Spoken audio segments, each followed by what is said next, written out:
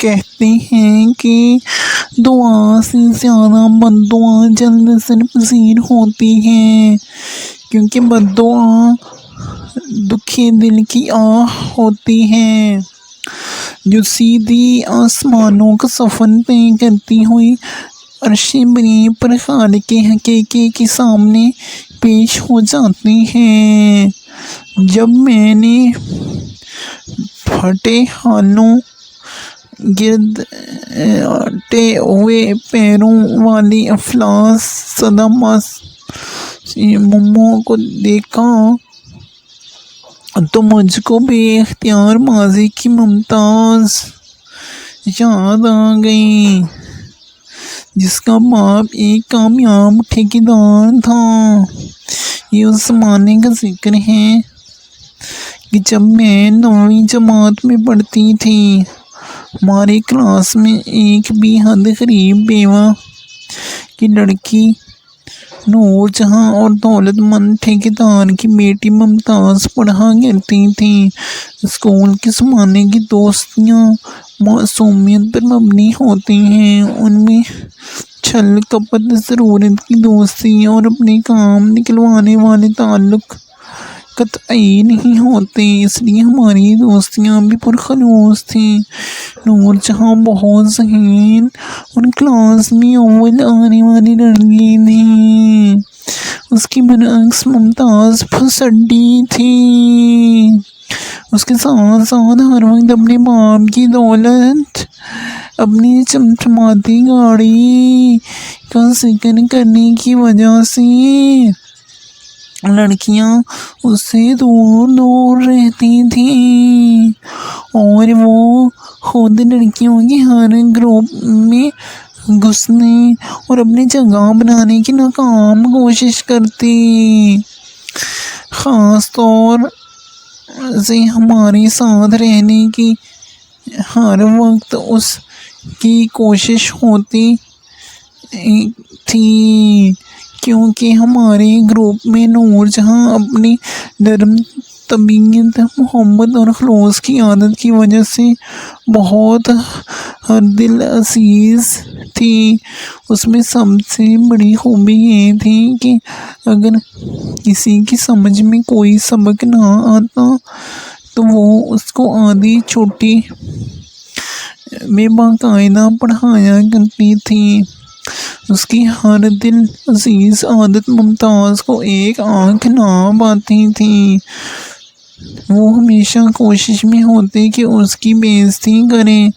اپنی حاسد مزاجی کی وجہ سے اس کو نور جہاں میں صرف ایک کمزوری نظر آتی کہ وہ غریب بیوہ ماں کی لڑکی ہے۔ ہمارے گروپ کی کوئی لڑکی نہیں چاہتی تھی کہ وہ ہمارے ساتھ اٹھے بیٹھے، مگر آدھی چھٹی ہوتے ہی وہ ہم سب کی طرف لپکتی اور درمیان میں آ کر بیٹھ جاتی، بات بے بات مذاق اڑاتی، طنز کرتی۔ اس کا نشانہ عام طور پر نور جہاں ہوتی، جو اپنی ازلی خاموش فطرت کی وجہ سے کبھی اس کو جواب نہ دیتی۔ کئی بار اس کی بدتمیزی کے بارے میں ٹیچر سے شکایت کی گئی، اس کو ڈانٹ بھی پڑی، مگر اس نے کوئی اثر نہ لیا۔ ایک دفعہ اس نے نور جہاں کی پیوند لگی شلوار کو دیکھ کر کہا،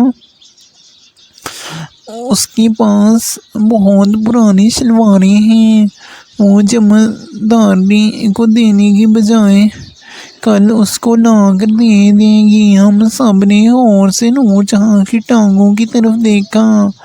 پانچے کے پاس ایک پیوند نظر آیا جو شاید اس کی سلائی کرنے والی ماں نے بڑی مشاقی سے پرانی شلوار میں لگایا تھا۔ اتنی بڑی توہین بھی اس صابر لڑکی پر اثر انداز نہ ہوئی۔ اس نے ممتاز کا شکریہ ادا کیا کہ وہ اپنے پیوند لگے کپڑوں میں خوش ہے۔ کلاس کی بیشتر لڑکیوں کا خیال تھا کہ ممتاز کسی نو دولتی خاندان کے فرد ہیں جو جہاں بجہاں اپنے ٹھیکیدار باپ کے پیسے کا ذکر کرتی رہتی ہیں۔ اسی زمانے میں پتہ چلا کہ نور جہاں کی شادی اس کے کزن سے ہو رہی ہے جو کینیڈا سے آیا ہے۔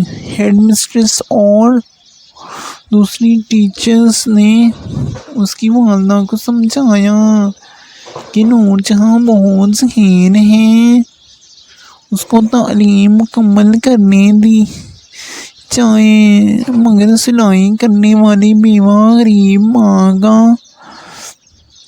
جواب تھا کہ اس کے پاس دینے کو کچھ نہیں ہے اور سارا خاندان اس شادی کے حق میں ہے۔ یہ وہ زمانہ جب غریب رشتہ داروں سے ملنا معیوب نہیں سمجھا جاتا تھا اور خاندان کے فرد ایسے گھرانے کا سب سے زیادہ خیال رکھتے تھے۔ شادی کے دن ہم سب سہیلیاں اس کی پھوپھی کے بڑے سے گھر پہنچ گئیں۔ وہاں کی خواتین دیکھ کر اندازہ ہوا کہ نور جہاں کا خاندان سوائے اس کے خاصا متمول ہے۔ گھر میں شادی کا ہنگامہ تھا۔ ابھی نور جہاں دلہن نہیں بنی تھی، وہ مائیوں کے پیلے کپڑوں میں ایک کونے میں بیٹھی تھی۔ ہم سہیلیوں کو دیکھتے ہی خوشی سے اٹھ کر ہم لوگوں سے چمٹ گئی۔ بارات کے آنے کا غلغلہ ہوا اور اس کے چچا ایجاب و قبول کے لیے کمرے میں آ گئے جہاں نور جہاں کی مائیوں کے سور پر کسی سہاگن کا سرخ دوپٹہ اوڑھا کر ایجاب و قبول کر لیا گیا۔ اس کی امی ایک طرف کھڑی خاموشی سے آنسو بہا رہی تھیں اور سب ان کو نکاح کی مبارکباد دے رہے تھے۔ ابھی نکاح کا ہنگامہ ختم نہیں ہوا تھا کہ خواتین کو چیرتی ہوئی ممتاز کمرے میں داخل ہوئی۔ اس کے ہاتھوں میں نوٹوں کی گڈی تھی۔ سب خواتین کی موجودگی میں اس نے بہت زور سے کہنا شروع کیا کہ نور جہاں تم نے مجھے اپنی شادی میں نہیں بلایا، مگر میں تم کو یہ پیسے دینے آئی ہوں۔ یہ صدقے کے پیسے ہیں، میرے والد نے بھیجے ہیں کہ یتیم لڑکی کی شادی میں کام آئیں گے۔ اس نے شاید جان بوجھ کر 1 روپے کے نوٹوں کی گڈی دی تھی تاکہ دیکھنے میں رقم زیادہ لگے۔ اس سے پہلے کہ نور جہاں یا اس کی امی کوئی جواب دیتی، نور جہاں کی پھوپھی آگے بڑھی اور پرس میں سے 100 کا نوٹ نکال کر نور جہاں پر سے وار کر ممتاز کی طرف بڑھا دیا کہ لو، یہ 100 روپے بھی صدقہ ہے ہماری طرف سے، تم سب پیسے اپنی ابا کو دے دینا، تمہارے کام آئیں گے، اور اب یہاں سے چلی جاؤ اس سے پہلے کہ میں نوک دھکے دے کر نکال دیں۔ بارات میں آئی ہوئی خواتین جو نکاح کے وقت دلہن کے کمرے میں موجود تھیں، حیرت سے اس بدتمیز لڑکی کو دیکھ رہی تھیں، مگر بات اس لیے نہ بڑھی کہ وہ سب آپس میں رشتہ دار تھیں۔ نور جہاں جو گٹھڑی بنی ہوئی تھی بیٹھی لرز رہی تھی۔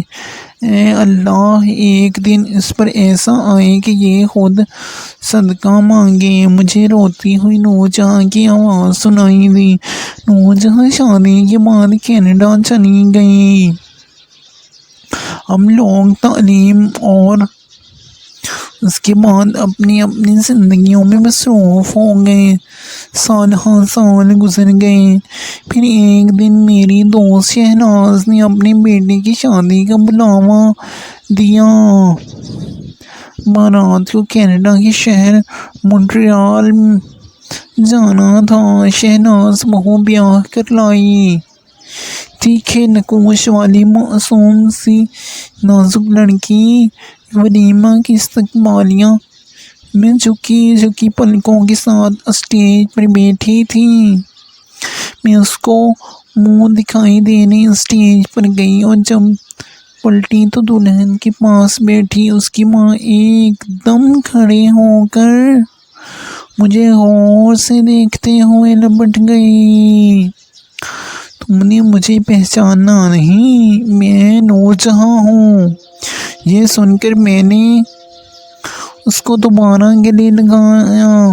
ساری محفل میں وہ میرے ساتھ ایک میز پر بیٹھی پرانی باتیں کرتی رہی۔ میں نے اس کو بتایا کہ اگلے ہفتے میں کراچی جا رہی ہوں، صرف اس ولیمہ کی وجہ سے رک گئی تھی۔ یہ سن کر اس نے اپنے پرس میں ہاتھ ڈالا۔ کمکموں کی روشنی میں اس کے ہاتھ میں پہنی ہوئی ہیرے اور زمرد کی انگوٹھیاں جگمگ کر رہی تھیں۔ اس نے مجھے $200 دیے کہ یہ دلہن کا صدقہ ہے اور میں کراچی جا کر کسی غریب لڑکی کو دے دوں۔ میں کراچی میں اپنی بہن کے ساتھ کچن میں بیٹھی باتیں کر رہی تھی کہ اس کی ملازمہ نے اطلاع دی کہ ماسی ممو آئی ہے۔ بہن نے اس کو باورچی خانے میں ہی بلا لیا۔ کپڑے جن پر چاپ پیوند لگے تھے، ٹوٹی ہوئی چپل، بال ایسے جیسے عرصہ سے ان میں کنگھی نہ کی گئی تھی۔ کھانستی ہوئی ایک عورت آ کر زمین پر بیٹھ گئی۔ میں نے اس کی طرف دھیان نہ دیا۔ پرانے کپڑوں کی گٹھڑی اور بچے ہوئے کھانے لینے کے بعد اس نے جھجک کر سلام کیا۔ میں نے جب نورجہاں کے دیے ہوئے $200 اس کے ہاتھ میں تھمائے تو اس کے چہرے پر نظر پڑے اور غور سے دیکھنے کے بعد حیرت سے میری آنکھیں پھٹی کی پھٹی رہ گئیں۔ وہ ممتاز تھی۔ ممتاز، یہ تم کو کیا ہو گیا؟ اپنا اصل نام سن کر وہ چونکی۔ لوگوں کے کمروں میں جھاڑو برتن کرنے والی ماسی ممو کو کوئی اس کے اصلی نام سے پہچان لے، یہ اس کے لیے بڑی بات تھی۔ مجھے پہچان کر وہ بلک کر رو دی۔ اس نے بتایا کہ اس کی پہلی شادی والدین نے ایک امیر آدمی سے کر دی تھی، مگر وہ بے حد عیاش تھا۔ اس کا سارا جہیز اور زیور شراب، جوئے اور غلط عورتوں پر خرچ کر کے تہی دامن ہو گیا۔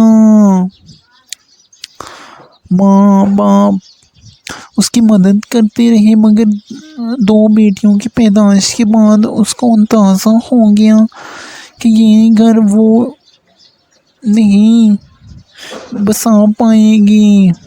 اس کے بعد اس کے اپنے مزاج میں بچپن سے خود سری تھی۔ ماں باپ کے گھر آ کر اس نے اپنے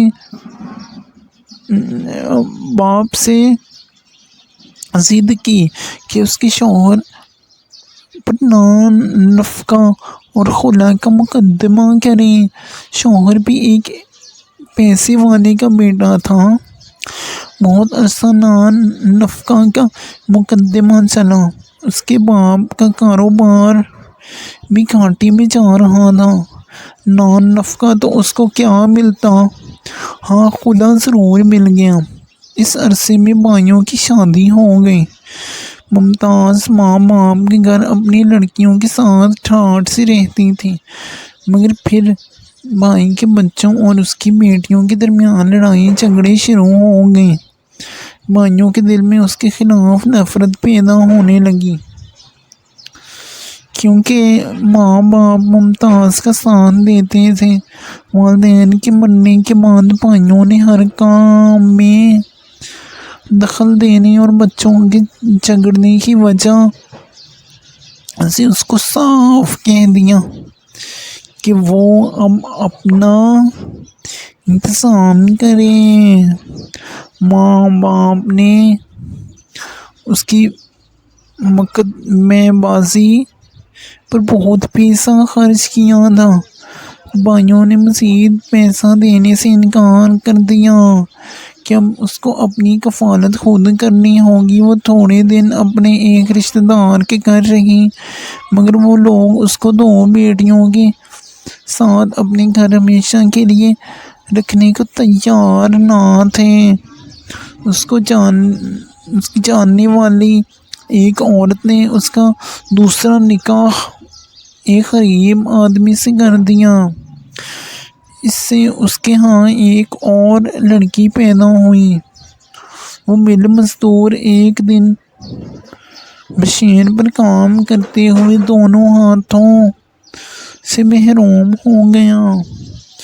گھر میں فاقوں کی نوبت آ گئی تو اس نے گھر سے باہر نکل کر نوکری ڈھونڈی، اور تعلیم کی کمی کی وجہ سے خاطر خواہ نوکری نہ ملی۔ اب وہ لوگوں کے گھر روٹی پکانے کی نوکری کرنے لگی اور ان کے گھروں کے بچے ہوئے کھانے پر اس کا گزارا تھا۔ $200 ہاتھ میں پکڑ کر اس نے اندیکھی خاتون کو دعائیں دی، جس نے اپنی بیٹی کا صدمہ اس کو بھیجا تھا۔ اس کو نہیں معلوم تھا کہ یہ وہی عورت ہے جس کی شادی کے دن وہ بڑی رعونت سے اس کو صدمہ کے پیسے دینے کے بہانے بڑی بارات میں بے عزتی کر کے اپنی انا کو تسکین دینے آئی تھی، اور جس نے اس کو بددعا دی تھی کہ خدا کرے کہ تم لوگوں کے دیے ہوئے صدقے پر بسر کرو۔ مجھ کو وہ دن یاد آ گیا، لیکن پھر میری ہمت نہ ہوئی کہ اس کو یہ سب یاد دلاتی۔ سچ ہے، بڑا بول انسان کے سامنے کبھی نہ کبھی آ جاتا ہے، اس لیے گھمنڈ اور غرور سے بچنا چاہیے، اور اس سے بھی زیادہ کسی دکھی کی بددعا سے بچنا چاہیے، کیونکہ کسی کا دل دکھانا بہت بڑا گناہ ہے۔